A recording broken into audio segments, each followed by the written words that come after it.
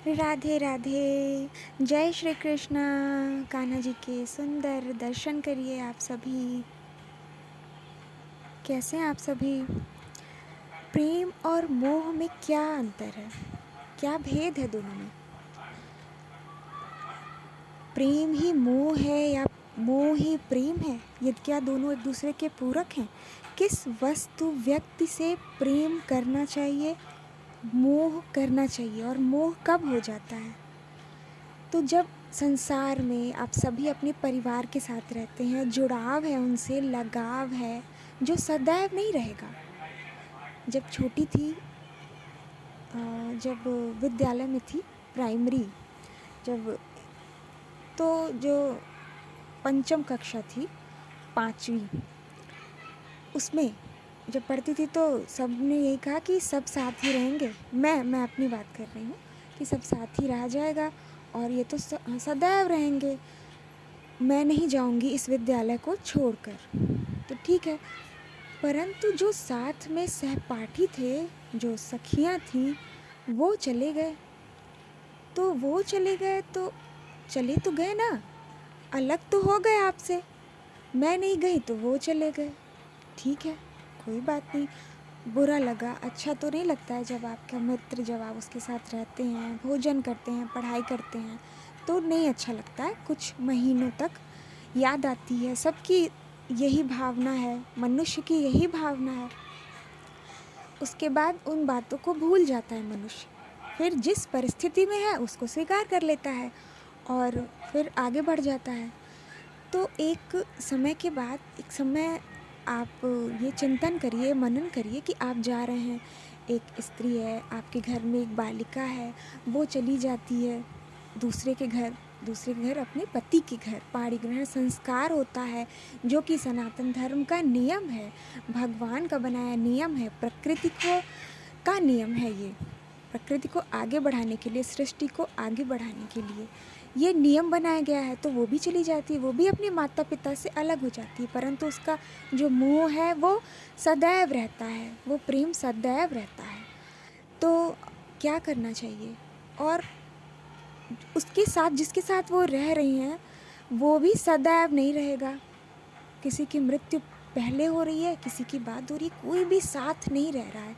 आपके परिवार में जितने संबंधी हैं वो आपके ही हैं। क्यों? केवल आपके ही क्यों हैं? पड़ोसी के क्यों नहीं हैं? और बहुत से परिवार में घनिष्ठता नहीं होती है, परंतु पड़ोसी में या किसी मित्र में अधिक प्रगाढ़ता होती है, मित्रता होती है, घनिष्ठता होती है। ऐसा क्यों होता है?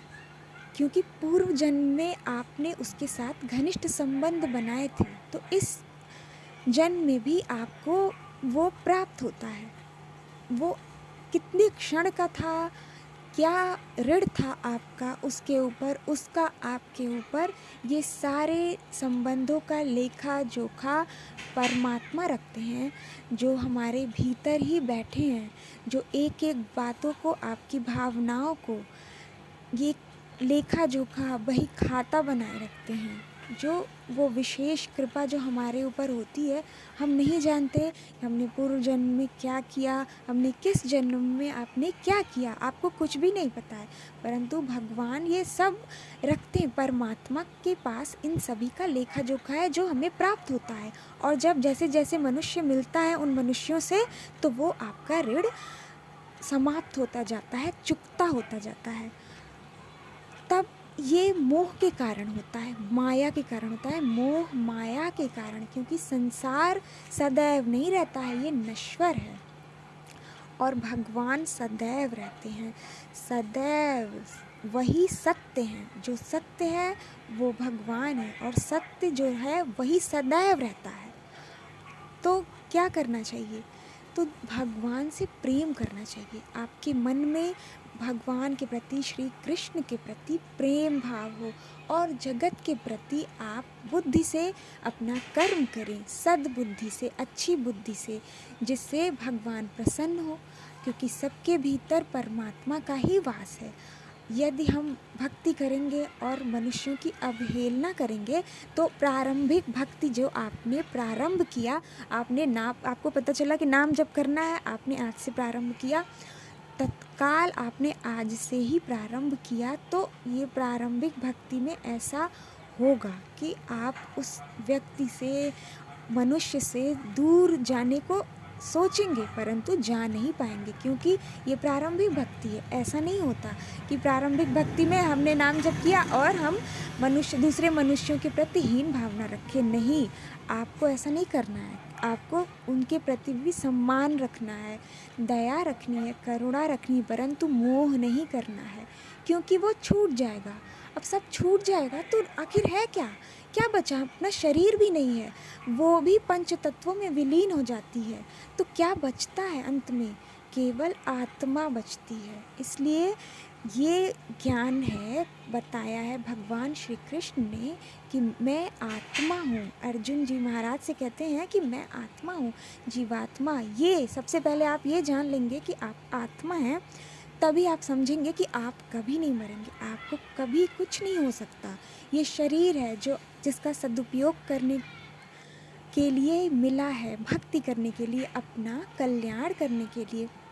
और आप जिससे भी प्रेम कर रहे हैं वो मोह है। प्रेम केवल और केवल उस व्यक्ति वस्तु से किया जाता है जो सदैव है। जो सदैव ना रहे उससे प्रेम कैसे हो सकता है? आज प्रेम किया और अगले दिन उसकी अवहेलना की, अगले क्षण अवहेलना हो गई, तो वो प्रेम कहाँ गया? वो नहीं होना चाहिए ना। वो आप उसके प्रति ईर्ष्या क्यों हो रही है? क्यों प्रेम नहीं हो रहा है? क्यों विवाद होने लगता है? क्योंकि वो क्षणिक है, वो प्रेम नहीं है, वो तो मोहवश है कि आपने पूर्व जन्म में जो अच्छा किया था उसको आपको अच्छा लगा, सुख मिला, तो आपने उसको प्रेम माना, परंतु वो तो आपके कर्मों का लेखा जोखा है, उसके कारण आपको मिला।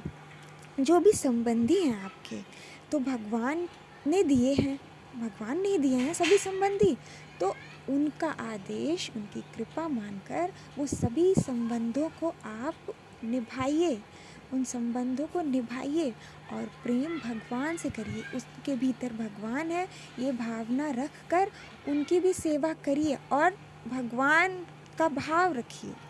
तब सदैव आपकी जो जितनी भी कर्म हैं, भावनाएं हैं, वो भगवान श्री कृष्ण के प्रति ही समर्पित होंगी, क्योंकि भगवान मन के भाव को देखते हैं। आपने जो कर्म किया उसके कारण आप बार बार इस धरती लोक पर आते हैं। उस मोह के कारण वो व्यक्ति भी आता है जिससे आपने मोह किया, तो दोनों ही इस धरती पर आते हैं, दोनों ही मोह के कारण, माया के बंधन में बंधे हुए हैं। और इस मोह के बंधन को केवल भक्ति ही समाप्त कर सकती है, केवल श्री कृष्ण की कृपा ही समाप्त कर सकती है, क्योंकि माया जो है वो भगवान श्री कृष्ण की पत्नी है और भगवान श्री कृष्ण मायाधीश हैं। तो जब मायाधीश रहेगा, किसी का शासक रहेगा, तो शासक के सामने तो नहीं कोई कुछ करेगा, आपको तंग नहीं करेगा, परेशान नहीं करेगा। इसलिए श्री कृष्ण भगवान की भक्ति करनी है, उनसे प्रेम करना है। प्रेम करेंगे तो भक्ति ही है, वही भक्ति है, तो उससे आप सदैव सुख में रहेंगे। और जो आपको संबंध मिले हैं उसका जो आपका लेखा जोखा है वो समाप्त होता जाएगा। वो मोह है, मोह के कारण है कि आपने चिंता की कि कल क्या होगा। वर्तमान में रहिए, इस क्षण रहिए, क्योंकि जगत के पालनहार तो भगवान हैं, भगवान पाल रहे हैं सबको, तो इस बात की चिंता क्यों करना चाहिए। जितने भी बड़े भक्त हैं, मीरा जी हैं, नामदेव हैं, वो सभी में भगवान के तत्व को देखते हैं, भगवान को देखते हैं। 7 वर्ष की मीरा जी जब 4 बजे सुबह ब्रह्म मुहूर्त में फूल तोड़ने जाती हैं तो टोकरी में देखती है कि काला सांप, तो कहती है कि ये प्रभु देखो, मुझे ये तुम्हारा रूप पसंद नहीं है, मैं चढ़ा तो देती हूँ परंतु ये पसंद नहीं है, अगली बार इस रूप में मत आना। ठीक इसी प्रकार नामदेव जी रोटी जैसे पकाते हैं, कुत्ता आता है और लेके भागता है, तो नामदेव भी पीछे पीछे भाग रहे हैं, हाथ में घी का कटोरा है, भागते हुए कह रहे हैं अरे प्रभु रुको, ऐसे ही मत खा लेना, घी चपोड़ के खाना, घी लगा कर खाना। तो इतना शुद्ध भाव है। तो भगवान की भक्ति करने से आपकी भावनाएं शुद्ध होती जाएंगी और संसार जो माया के अधीन है उससे प्रेम करेंगे, जो कि प्रेम नहीं है, वो मोह है। मोह के कारण आप उस व्यक्ति से, उस स्थान पे बार बार जन्म लेते हैं। और जब भगवान की भक्ति करते हैं, भगवान से प्रेम करते हैं, उनसे मोह करते हैं, भगवान के कारण ही सभी हैं, ये बात आप अपने हृदय में स्वीकार कर लेते हैं, तब वो भक्ति आगे बढ़ती जाती है और आपके कर्मों का लेखा जोखा समाप्त होता जाता है कि सभी में भगवान का तत्व को देख रहे हैं, तो भगवान के कर्म को ही समर्पित हो गया, भगवान को ही समर्पित हो गया। कि कुत्ते में देख लिया कि भगवान ही खाएंगे, उसके भीतर भी परमात्मा बैठे हैं, भगवान बैठे हैं, तो वो खाएंगे तो भगवान तक ही पहुंचेगा। इसी प्रकार आप अपने घर में भी जिसकी भी सेवा करते हैं, जहाँ भी, तो यही भावना रखिए। प्रारंभ में आपको थोड़ी समस्या होगी, परंतु धीरे धीरे जब नाम जप करते जाएंगे, तब आपकी ये आदत हो जाएगी। ठीक। बहुत सारा प्रेम। बांके करुआ बिहारी जी के दर्शन करिए, कितने सुंदर हैं। जय श्री कृष्णा। राधे राधे।